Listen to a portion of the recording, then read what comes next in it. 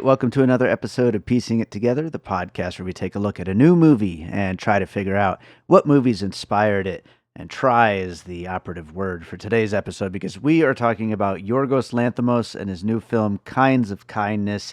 It's a weird one, and we are going to try to get into it with Josie DeMarco returning to the podcast. We got a lot of interesting and fun puzzle pieces to get into on this one. So that's coming up here in a second. Before we get to it, I do want to remind you, as always, to make sure you are subscribed to Piecing It Together, wherever it is that you listen to podcasts. You can follow us on social media at PiecingPod and join our Facebook group, Popcorn and Puzzle Pieces, where we continue the conversation about all the movies we talk about here on the show. So with that said, let's just get right into it and talk about Kinds of Kindness. All right, Josie DeMarco is with us to get into some more Yorgos Lanthimos. How's it going, Josie? I'm doing fantastic. I am excited to talk about this one. I got to say, right up front, I feel like I needed to watch this movie like 3 times and maybe like watch all of Yorgos's films like twice over before getting into this. But I think, we'll figure it out anyway. Yeah, I found this movie to be a really thought-provoking examination of the dangers of cults and brainwashing in our society. Mm-hmm. I see it as a warning call. Though not at all directly overt, I think the film is more politically relevant than people are giving credit for that reason. I will try not to get too political here. This isn't Pod Save America or CNN or MSNBC, but I figured I'd address that because, it is an aspect of the film that I feel like people have overlooked in the discourse. And I think the film approaches the theme of cults in a really, as I said, brilliantly thought-provoking way. Yeah, absolutely. And I think, part of the reason this movie was made now, of course, is just because of his, very fruitful collaboration with Emma Stone. But also, this has been in the works for a long time. He's had like these story ideas, I believe like 10 years or something like that. So I think that political aspect that you're talking about probably has a lot to do with why he finally got around to making this. Oh, definitely. I'm not saying like specific characters are meant to be specific people, but it's just the themes are there. Like you could they're very in the much ether. Connect the cult in the third segment, especially to a very prominent one. Yeah. Anyway, so yeah. Can I get into my first pieces? Yeah, let's start getting into your first puzzle piece. What do you got? My first puzzle piece is The Twilight Zone and The Twilight Zone, the movie from 1983. Okay.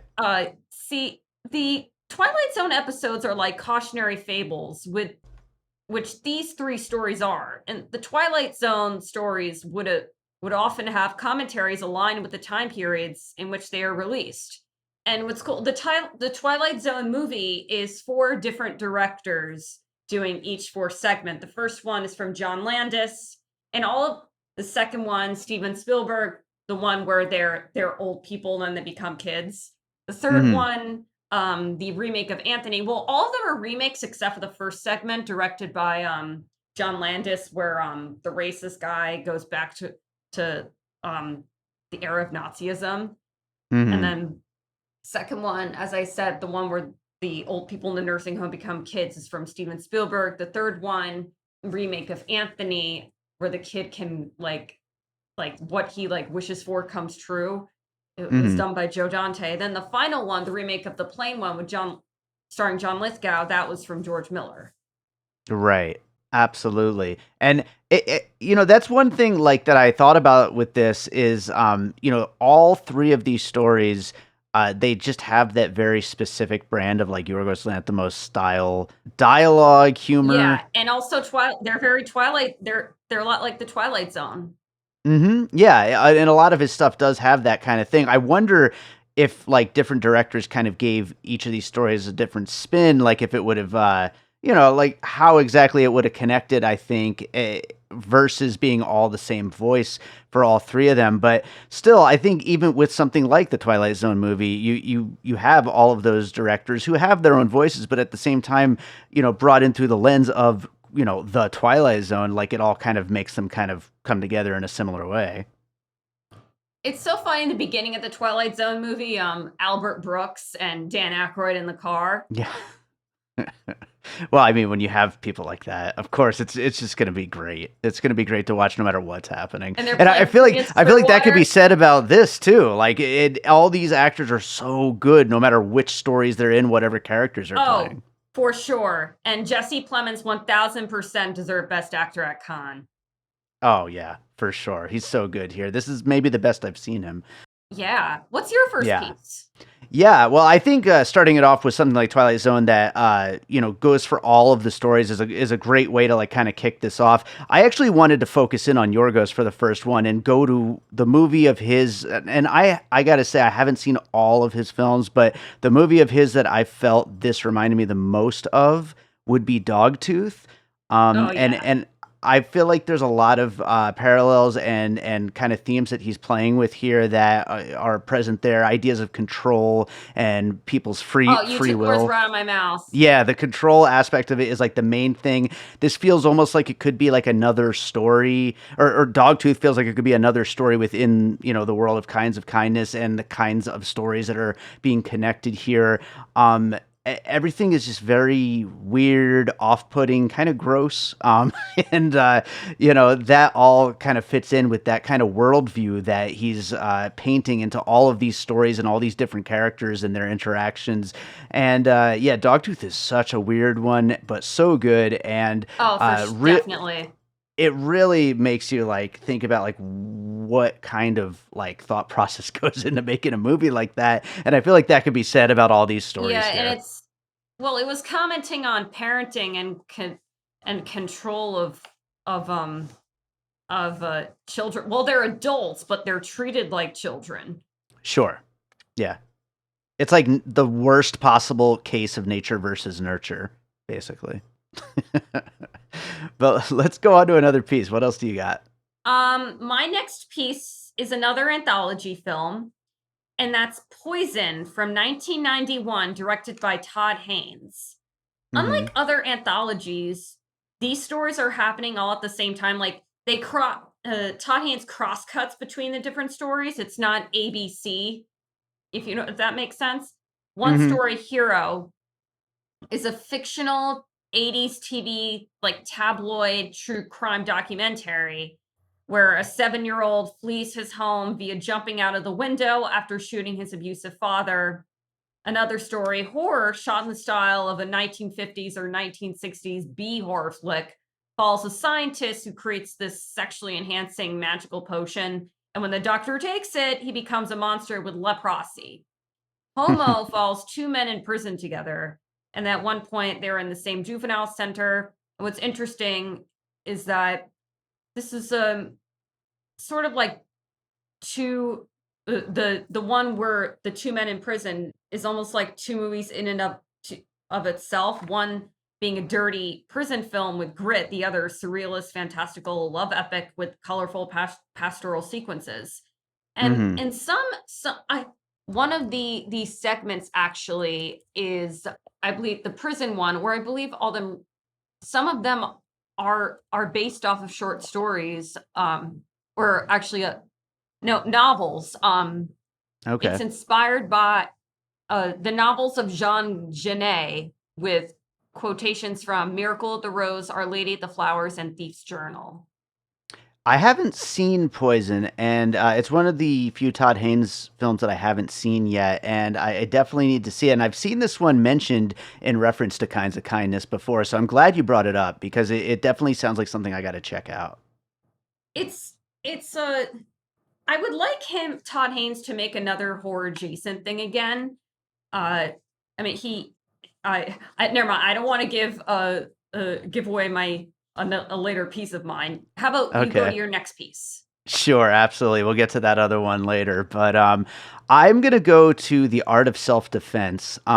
When talking about Riley Stearns on this podcast, we tend to bring up Yorgos Lanthimos as a puzzle piece, but I feel like this kind of goes, around in a circle.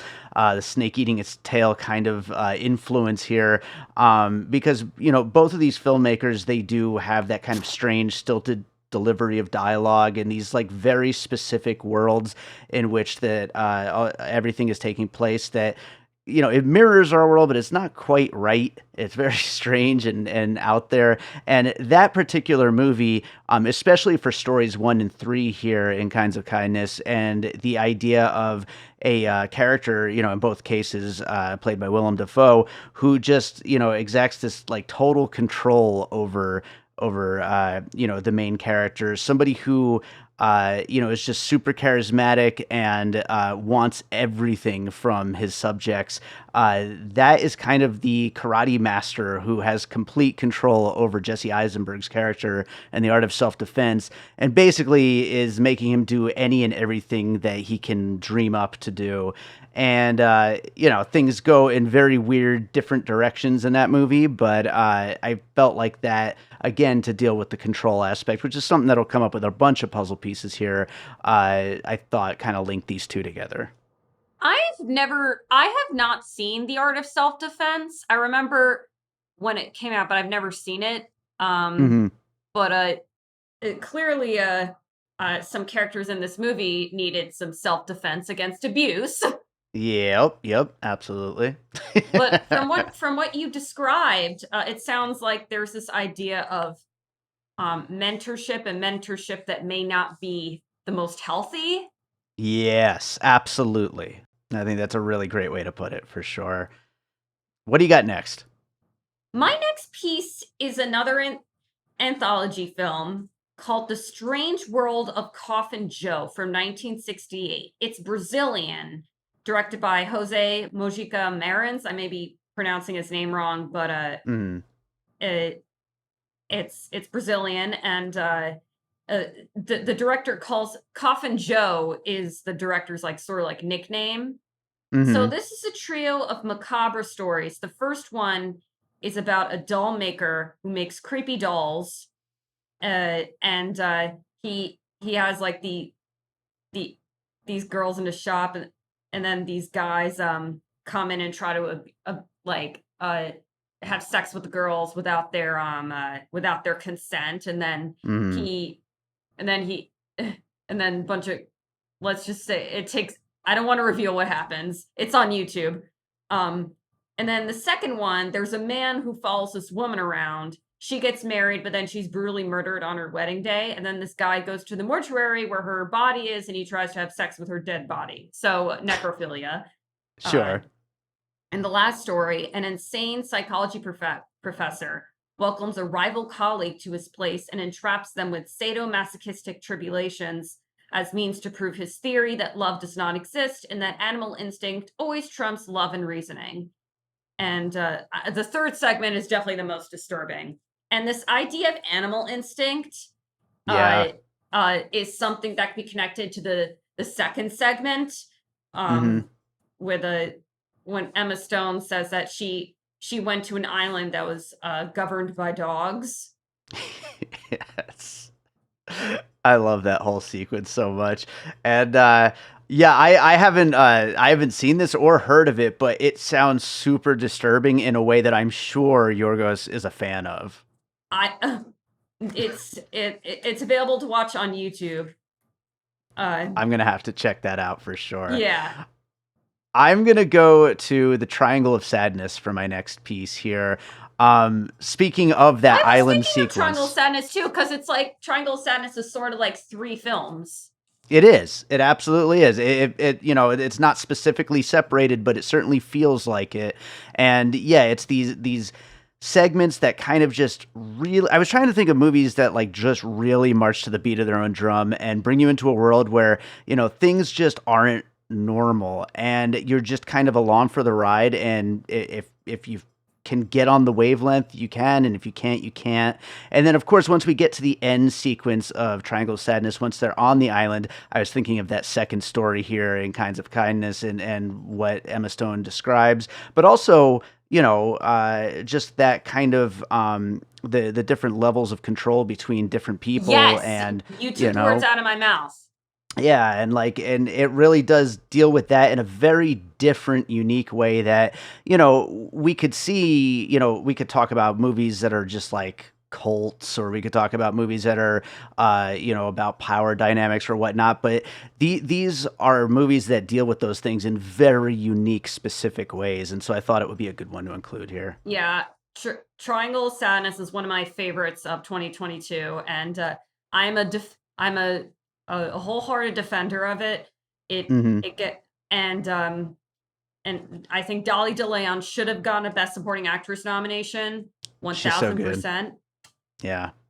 And what's Woody Harrelson and the I forget the the other Zlatko Burek, who's the Russian guy. Yeah. Their conversation is so funny when It's when great. they reference Margaret Thatcher. I find the Osland Adam McKay comparisons to be so superficial.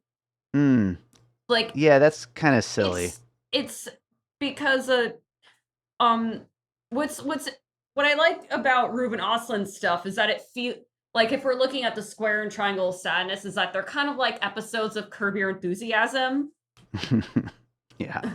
with how I love how he could take such a seemingly little deal and then make like a big thing about it. Like in the Square, there's this whole bit about this guy losing his phone, which you don't really get a movie about, but like on paper that doesn't seem like a big thing for a movie, but then somehow he makes it like that. And then similarly in Triangle of Sadness, there's the whole thing with the paying of the bill, who gets to pay the bill, and again gender roles and who gets to pay. Sure. And then also in Triangle of Sadness, there's also this whole thing with pretzels. Like it shouldn't it it shouldn't, on paper, to reiterate, on paper it seems so insignificant, but he makes it seem so big. Mhm. Absolutely. I think, like, back to that comparison, even though that's kind of a separate subject, but, like, I think the Adam McKay version of it is more of, like, a smugness, whereas, Yes, thank you. it And that's it why yeah, it just doesn't I work. think that the comparison, that the Ruben Ostlund uh slander and comparison to Adam McKay is just dumb to me, and Mhm. apples to oranges. Yeah, absolutely. I appreciate some good nihilism, and I think that's what Ruben Östlund does well, and I think Yorgos does well as well. But let's go on to another piece. What do you got Okay, next? so speaking of nihilism, sort of, I was reminded of Beau was Afraid while watching the first segment, but I'm not gonna go with Beau was Afraid as a piece. Instead, I'm gonna go with one of Ari Aster's favorite films is Songs from the Second Floor from 2000, directed by Roy Andersson, Swedish film. This is the first installment of Roy Andersson's Living trilogy. They're not anthology films per se, but they're a series of surreal, nonsensical, disturbing vignettes. Songs Hmm. from the Second Floor comments on the anxieties and behavioral patterns that arise from living in a material driven world and asks why we succumb and settle to such cycles. Songs from the Second Floor, as I said, is one of Ari Aster's favorite films. The jumping Hmm. off the cliff scene in Midsommar is taken directly from Songs. And I Yeah. read one description calling it Ingmar Bergman meets Monty Python, and I definitely see that mix. And also, I see tinge of Lars von Trier and Charlie Kaufman. Yeah, everything I've ever heard about this movie makes it sound right up my alley. I've never seen it, but just the weirdness, the kind of nihilism, like you said about it, the kind of surrealness of it. It sounds like something I'm gonna love when I get to check it out. It's also a very much a critique of capitalist society. And Hmm. all right, what's your next piece? Well, I'm gonna go specifically with the second story. I was trying to think of something where somebody doesn't believe somebody about who they are, and I was thinking of Clint Eastwood's The Changeling with Angelina Jolie, where her son goes missing, and then I think it's 6 months later or something returns. But she's just 100% sure that it's not him, even though everybody's telling her that it is him. And there's probably, I'm sure that this is like a classic trope in a lot of different stories. That was the version of it that I thought of. There's probably a better version of it, but for that story, that's the one that I thought of. And I just love that as a setup, especially with the extra surreal nature of a Yorgos Lanthimos film, of Yeah. how he approaches that and how things go down.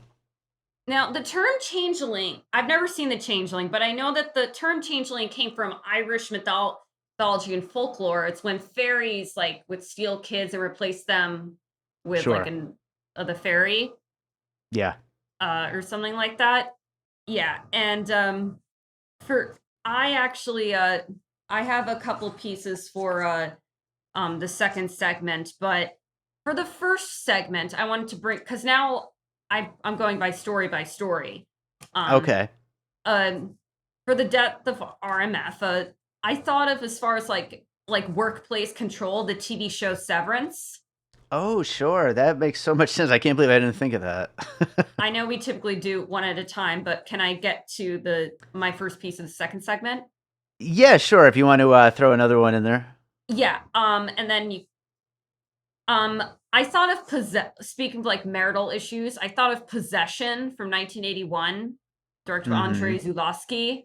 Talk about toxic marital dynamics. Sam Neill and Isabella Adjani play a couple going through a divorce. This was also an acting winner at Cannes for Isabella Adjani.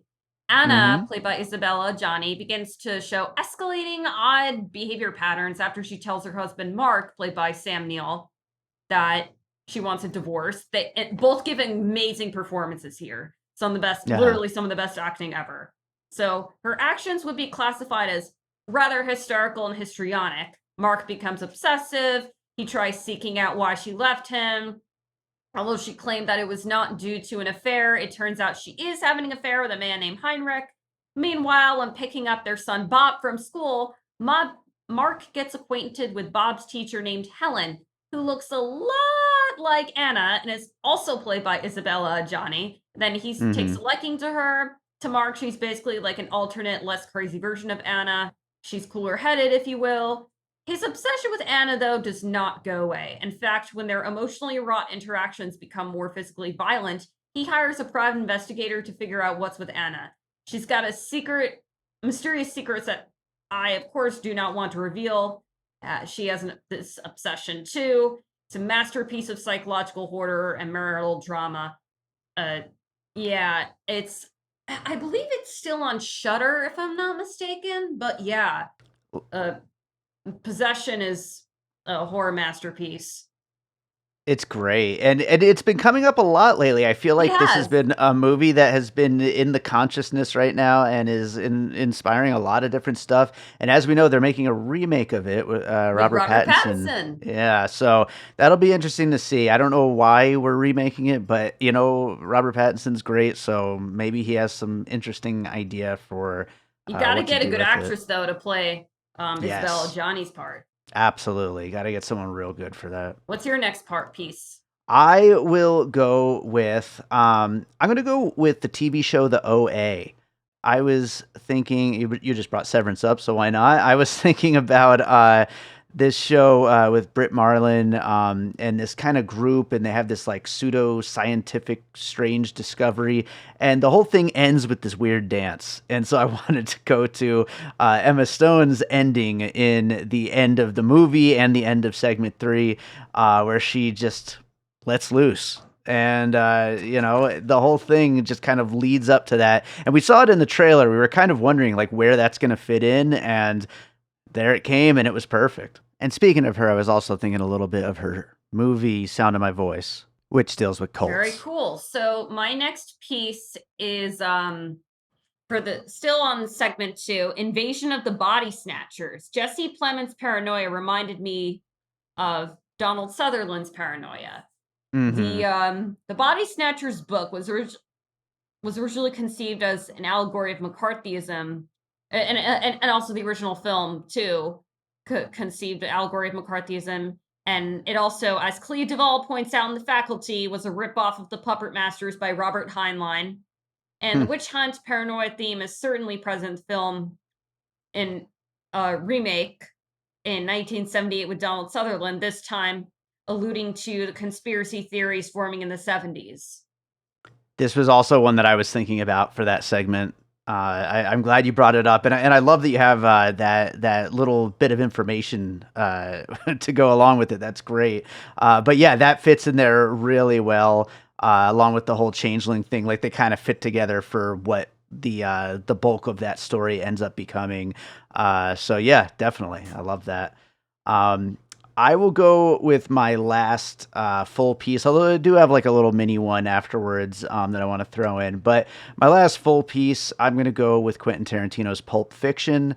Not because of the interlocking stories necessarily, but because of in story three, although certainly could talk about that. But in story three, the way that Emma Stone's character, she knows going to visit her daughter is just going to end terribly and screw everything up. And yet she does it anyway. And then everything goes bad from there. It reminded me of Bruce Willis going back to get his watch in the end of Pulp Fiction. That's And that's a good connection. I haven't thought of it that way.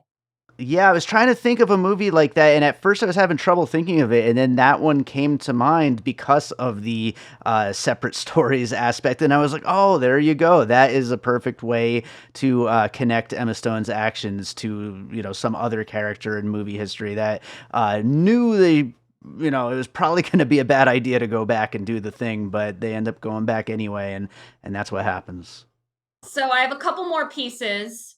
The second segment, speaking of Twilight Zone feeling stuff, I thought of the one I love from 2014, directed by Charlie McDowell. Oh Mark yeah, of Duplass and Elizabeth, course. or Mark Duplass and Elizabeth Moss are a married couple whose relationship is on the rocks. Their therapist is played by Ted Danson, and he encourages them to spend some quality vacation time at a house together. And some bizarre Hmm. things happen, which I don't want to reveal for those who haven't seen it yet. It also has insights into the projections of who we want our significant others or spouses to be versus who they really are, and the questions of whether or not we can love and accept the true authentic version. It's Hmm. funny, there was a view on Letterboxd that said, "I'm never getting married." Absolutely, absolutely. After seeing that second segment, but yeah, the one I love. That's a great one to include. Another one I can't I believe I haven't didn't seen think that in of. such a long time. I should really rewatch it. And Yeah, some I other should too. I have 4 more quick blurbs I wanna discuss. The Hmm. Mindbenders, directed by Basil Dearden from 1963. Dick Bogard stars as Dr. Longman. One of Longman's fellow researchers, Dr. Sharpie, takes his own life. Dr. Sharpie allegedly has ties to the Soviets, specifically the sharing of classified secrets. The British intelligence believed this suicide was caused by Dr. Sharpie's shame of country allegiance to the Soviet Union. On the other hand, Dr. Longman is convinced that Sharpie's experimentation with sensory deprivation machines made him prone to mind control. Longman tests out this theory using the device himself, and then one of Longman's fellow science colleagues, along with British intelligence officials, scheme to brainwash Longman and to no longer uh, loving his kind-hearted wife, Una. Uh, that's kind of like the second segment. This movie Hmm. is very much ahead of its time. Similar to Kinds of Kindness, The Mindbenders explores how brainwashing affects interpersonal relationships. It was a big influence on Ken Russell for Altered States. Nice. Yeah, it sounds like it. I haven't seen it though. It's a really good one. The third segment reminded me of Safe from 1985, another Todd Haynes film. Julianne Moore is a California suburban housewife. She's under the notion that she has an environmental illness, or she puts it, allergic to the 20th century. She goes to a New Age cult clinic in New Mexico, run by a guru played by Peter Friedman, who some of you may know as Frank from Succession. It's a melancholic, slow burn buildup of eerie dread. Julianne Moore's arc of mental health unraveling is devastating to watch. Todd Haynes Hmm. wrote it as sort of an AIDS crisis allegory. Okay. I haven't seen this one either. This is another one of the Todd Haynes earlier films Yeah, that it I haven't reminded seen. it with the third segment with like the faith and like they were sort of like a new age cult. That's kind of Hmm. there's this book. There's this book called Conspirituality that's like all about like these new age cults, how they start a lot of conspiracies. I guess Yeah, you can yeah. connect That's written by Julian Walker, Derek Barris, and Matthew Remski. And then two final puzzle pieces to tie it all together. Jesse Plemons has had comparisons to Philip Seymour Hoffman, and not an anthology film per se, but an ensemble dark comedy that touches on sexual taboos is Happiness from 1998, directed by Todd Solondz. Oh, yeah. When I first rented this film, I read that it was disturbing. And I was like, obviously the cover is colorful, so I was like, how bad could it be? And then I was like, oh my God, this is a horror movie. Yeah, pretty much. Yeah, you know what twist I'm talking about. Well, not really a twist, because it's like it's presented throughout the film, and yeah, you've seen Happiness. Yeah, no, it's a messed up movie, but it's great. But it was in the era of like in the 90s and 2000s, like the We're All Connected movies. Mm-hmm.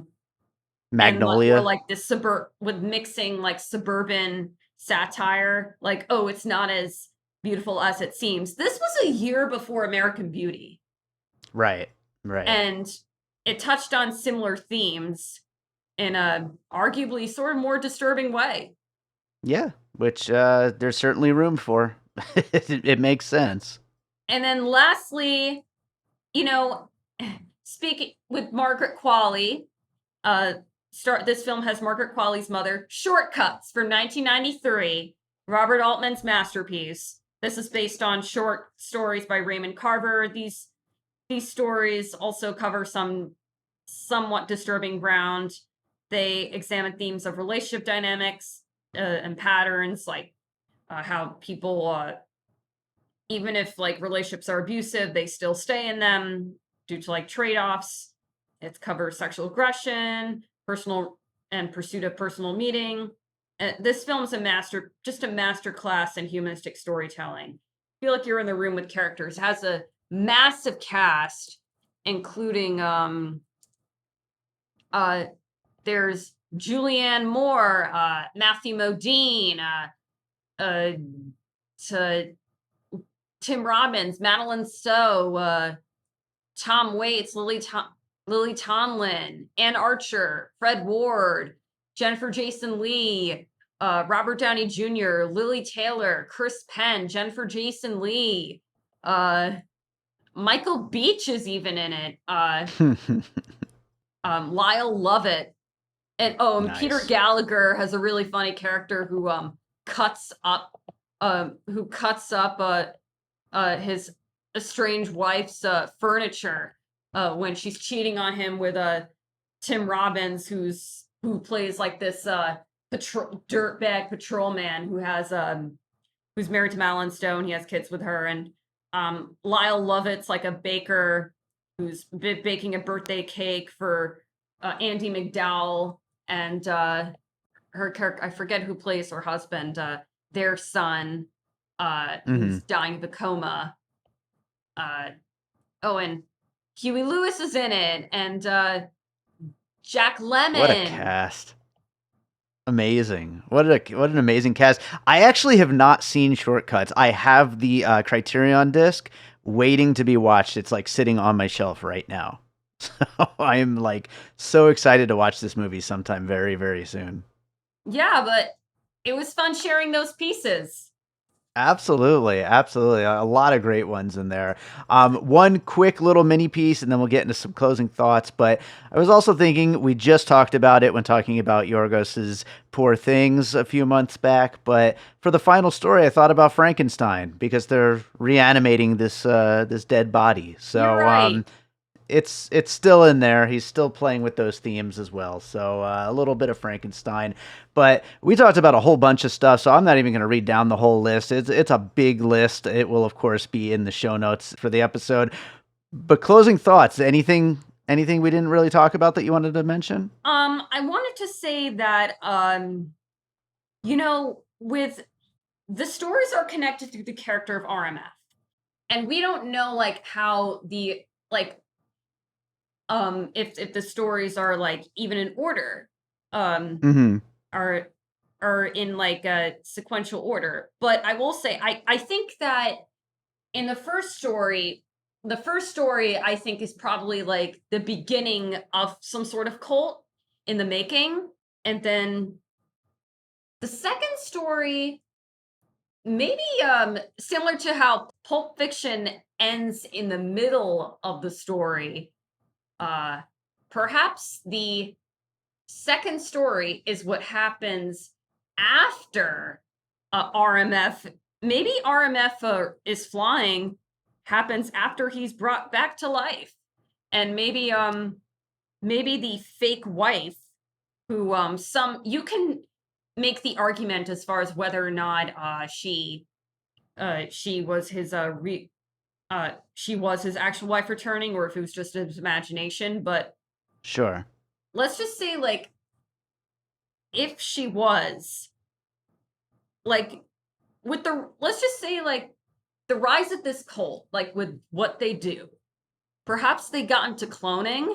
My theory is that they got into cloning and they ended up uh cloning Emma Stone's uh well, they ended up cloning Liz, and then her clone, like, her brain was all messed up.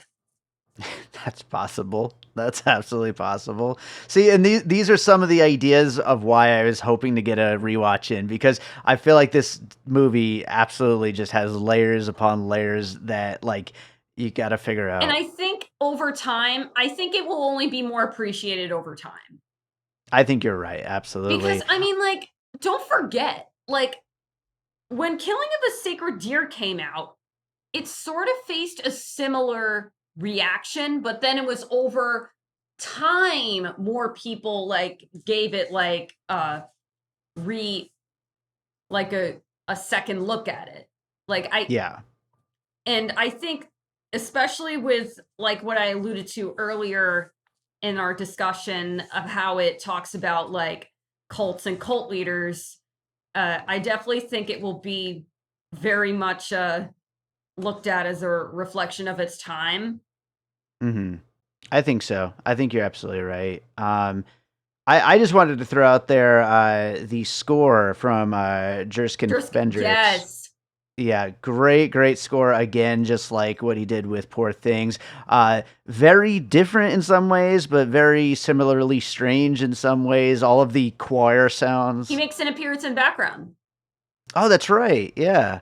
And So, yeah. thank kudos to RMF for getting a happy ending. Yeah. It's hard for anyone to get a happy ending in any Yorgos film. He is free from any sort of cult influence. Yes, absolutely. That's a good place to wrap up Kinds of Kindness, I think. Josie, is there another movie you watched recently you'd like to recommend to our listeners? Well, I'm seeing Twisters tomorrow. So last night I decided to watch a 70s disaster flick called Roller Coaster. Hmm. I've never seen that. I've seen the poster. It was a lot of fun, and if they do a sequel to it and have Glenn Powell be in it, call it Roller Coasters. Nice. Easy enough. I'd watch it. Yeah. Well, Josie, tell people where they can find you and your YouTube channel and everything you're up to. Just look up my full name, Josephine DeMarco. I'm also on Instagram, Positive Poems, and Twitter, Josie Poetess. Thanks for having me. Yeah, I'm so glad we were able to do this one, and I look forward to getting you back again sometime. Yep, my birthday is in 8 days. Nice. Happy early birthday, or late birthday if this comes out after your birthday. Exactly. But, Because this is July happy 20th birthday. at the time we're recording this. Yeah, All right, thank you. All right, so I hope you enjoyed that conversation about kinds of kindness. Thank you so much to Josie DeMarco for joining me on that one, and thank you to all of you for listening. If you're enjoying piecing it together, make sure you are subscribed wherever it is that you're listening right now. And, if there's a 5-star button, maybe drop us a little 5-star rating and review. That would be very nice. It would be a kindness so to speak. It's also kind to share the episode and follow us on social media at Piecing Pod and join our Facebook group, Popcorn and Puzzle Pieces. And don't forget, we also have a Patreon, the Produced by David Rosen Patreon, where I post bonus and advanced content from Piecing It Together, from Awesome Movie Year, and from my music career. Lots of great stuff over there. So I really appreciate you being out there listening. But if you want to sign up for the Patreon and support the show that way, it is very much appreciated. It's patreon.com/bydavidrosen.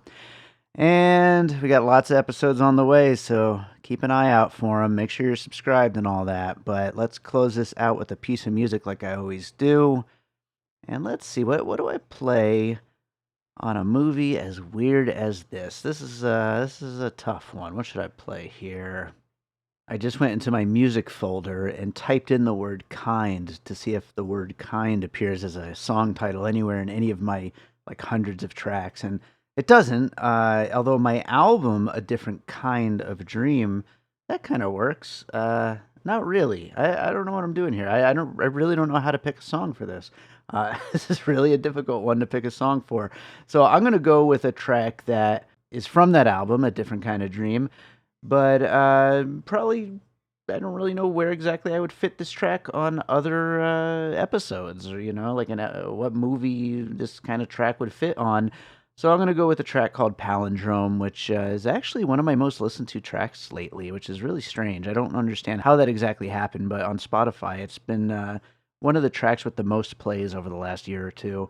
But this is Palindrone. It's a weird one, but it closes out the album A Different Kind of Dream. Hope you enjoy it. We'll be back with more Piecing It Together real soon.